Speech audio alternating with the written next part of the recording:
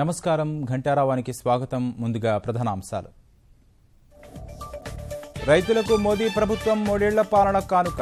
Food processing రంగానికి ప్రోత్సాహకంగా 6,000 కోట్లతో సంపద పథకం.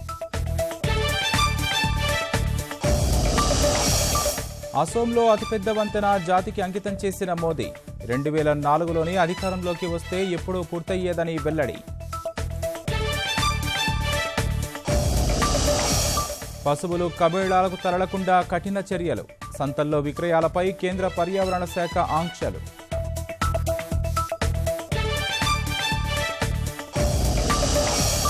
డిజిటల్ తెలంగాణ భాగస్వామ్యానికి సిస్కో ఆసక్తి. టీహబ్ మిషన్ భగీరథకు జాన్ చాంబర్స్ ప్రశంసలు.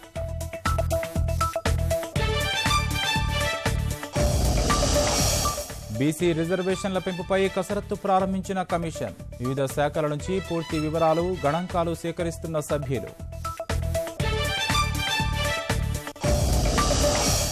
భాజపా తెరాస మధ్య కొనసాగుతున్న విమర్శల పర్వం.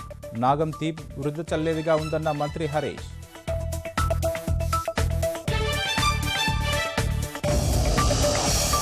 $31,000 మార్కు దాటిన సెన్సెక్స్ 278 పాయింట్ల లాభం. రెండో రోజు మార్కెట్ జోరు.